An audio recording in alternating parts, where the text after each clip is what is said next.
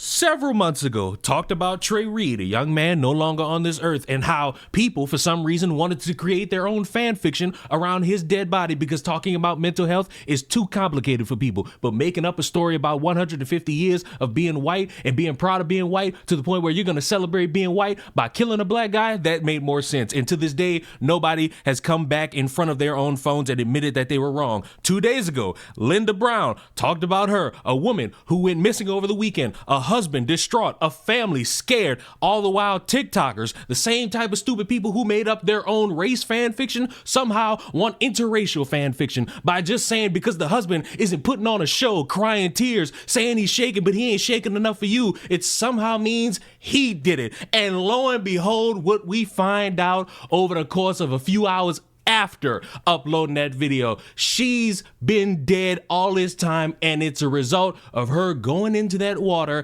and drowning herself, taking her own life. Finding the death of a Chicago teacher whose body was found after being reported missing for more than a week. The Cook County Medical Examiner's Office ruling that 53-year-old Linda Brown took her own life by drowning. The body of Brown, a special ed teacher with CPS, was recovered from Lake Michigan yesterday at 31st Street Harbor. She'd been missing since January the 3rd. And you would think the mountain of people who had all this fanfare around themselves to say the husband did it, the husband makes me feel uncomfortable because of a stupid reason, you would think these same people might have the balls to just say, my bad, got it wrong. And there's a small amount of people that did, but the stupid people are trying any way under the sun to ignore any conversation about mental health just to say, the husband did it. The body of Linda Brown has been found in Lake Michigan. So yesterday they found her body. At first they wasn't releasing the cause of death. Today they did release the cause of death, and they did say it was death by suicide. So I am here to apologize to Antoine Brown for saying that he may have had something to do with her disappearance. I do apologize. It's such a sad situation. Prayers to her family. I hope you guys find a way to find comfort now that her body has been discovered and she can be laid to rest. Yeah, again, I apologize. A sad situation. Prayers to Linda Brown's family. And I'm not apologizing to Mr. Brown, because something still don't seem right between him and Linda.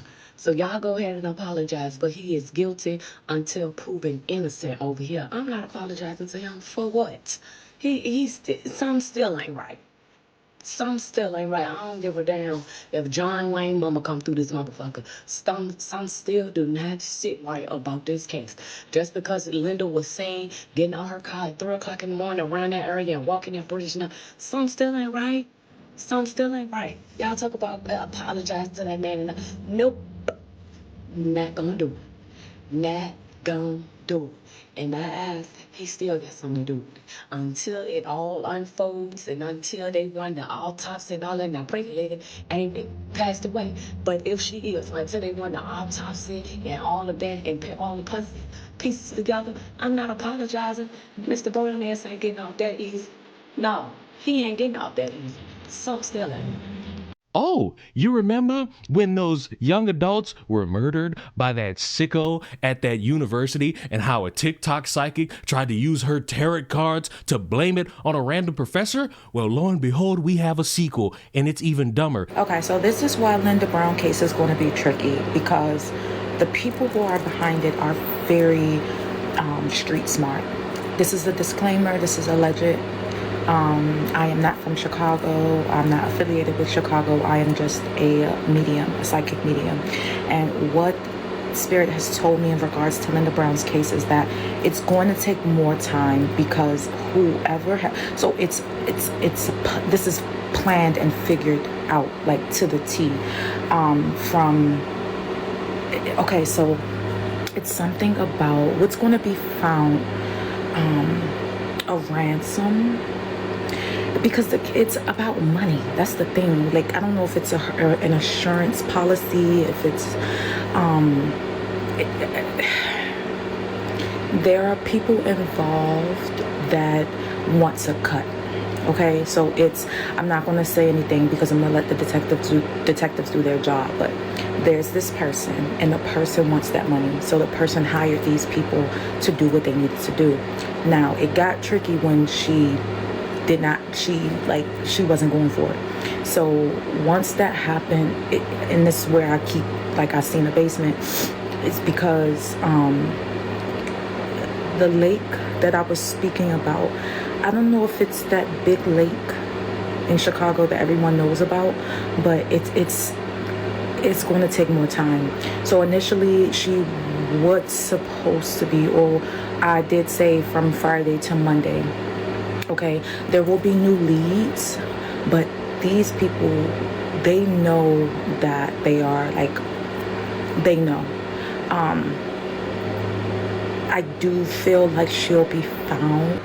Linda going to the lake alone is a distraction. Linda going to the lake alone is a distraction. Linda going to the lake alone is a distraction. It's not even an accusation of blaming somebody. It's just, ooh, I have a feeling. I have a feeling when I see pretty women, and I have to deal with that in my bed sheets. That don't mean I can start randomly accusing them of kidnapping somebody or killing somebody, because it don't make fucking sense. And if you think that's dumb, take a moment to understand that when the topic of mental health comes up, obviously it's a delicate subject because you're factoring in people's experiences and how they live through them and what they see as a good thing and a bad thing and what they might look at in life and view it as a negative aspect upon themselves. And take the entire concept of a woman going out, leaving her family, leaving her husband, and taking her own life by drowning. And you have TikTokers who will invalidate all of that to still point the finger at the husband. But if you criticize them when they bring up their experiences, oh, you're invalidating their truth. I don't know. I feel like that's kind of pick-me-ish if you guys are over here trying to be like, oh, just because they found new evidence about where her car was found and there's like a footage of where she was possibly means that he's not guilty. And everybody's making videos like, oh my God, I'm so sorry. I thought he was guilty. I still think that you're slow. If you can change your mind off of one thing, because why did you not give him the benefit of the doubt in the first place? Ask yourself that truly. Why didn't you think that he was innocent in the beginning? But just because you learned one piece of evidence, now you think the whole thing is wrong. And that's why you guys are like sheep, and why I come on here and I be like, you're slow. Because you are slow. You don't think for yourself. I don't go off of what people tell me, and I don't go off of what people show me. I go off of what I need to think about, and I actually need to feel it out. I'm only gonna speak from experience. I'm gonna tell you why I'm not gonna apologize about Mr. Lyndon Brown's husband, only simply because, by the way, trigger warning, when it comes to anybody taking their own life or wanting to do that, you don't come to that point of wanting to take your life. And I said, I'm speaking from experience. So anything you're about to say, you're going to invalidate my experience. So be very cautious. And of course, one situation doesn't apply to all. But for my situation, and also me doing therapy and actually understanding other people and their situations of what they're around that make them feel that way, you don't feel that way for no reason. Because usually the people around you, or the lack of people around you, or the lack of support you feel from the people around you, are the reasons why that make you feel like I might as well just do this. I might as well just never wake up and see another day to live. Because you don't come in this world alone. Okay, I don't care what nobody says. You can learn how to have isolation. I'm an only child. Like God, I'm a master of 11. Like, there's a lot of things about me that I'm equipped to naturally be alone, and I love being alone. But I'll be a damn fool and a liar if I were to say that I don't need connections, or I don't need some type of interaction with people. You do need people. It's nice for me to even give my plug to other people by giving them words of encouragement, or telling them something uplifting, or just having a nice little banter with them throughout the day. That's having a connection with people. We all need that. But when you get to a point where your career, where your life outside of your job and also your family, your relaxation starts to be too much, and especially if in those situations you are already having issues or lack of support, it gets difficult. So I'm not going to apologize, because I'll be honest with you, most women who are suffering today suffer because they're in a marriage with a man who can't tell them that they want a divorce, or their man is cheating on them multiple times, or they're in there because of their children, or they're in there because of this idea that I need to stay married, and In other words, I've seen so many women be in unhappy relationships, like even my own motherfucking mother, okay? Like I've just witnessed so many fucking people in my family be unhappy in relationships because of a man that wasn't able to provide for them, all because that man was draining them. And I'm watching their mental health go down and down and down, and their dreams not pursued, all because you're being with a man that you settled for. And most mental health issues comes from the lack of support from humanity. Fuck you and your experience if you take away from somebody else's to try to criminalize somebody who's standing there and is scared now, in fear and a little bit heartbroken that his wife is no longer here. How fucking conceited and embarrassing could you people possibly be? You wanted to speculate, fine, but you take away from actual information and you spit on that the moment you get what you want and start talking about the fucking Matrix. Just because you see something, it doesn't mean it's the truth, okay? As a psychic medium, we go based off of channeling. So a lot of the Matrix people, who are commenting the most, who's commenting about this, okay, but there's footage, okay, but there's, it don't matter. It don't matter. It don't matter. It don't matter.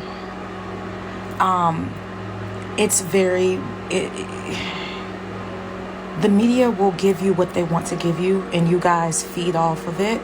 And I don't blame you. You're the Matrix. You don't understand right from wrong. You don't understand common sense. You don't care about mental health. You do not care that in one breath, somebody could be perfectly fine. And then in another, they might say, this might be the day. This might be the day I just decide to give up on myself and anything I could have thought about as I was growing up in this world, as an adult, as a teenager, as a young kid. I'm just going to throw it all away. And that conversation continues to be ignored because I guess it's too difficult to rationalize that other people go through shit. Other people end up being sad, depressed, thinking that the only way out is to take themselves out of the picture, and that's uncomfortable for some of you motherfuckers. So it's easier to come up with a lie to falsely accuse somebody or to say white people are celebrating being white for 150 years while they struggle to pay their fucking tuition. That's somehow easier than admitting that people struggle with their mental health.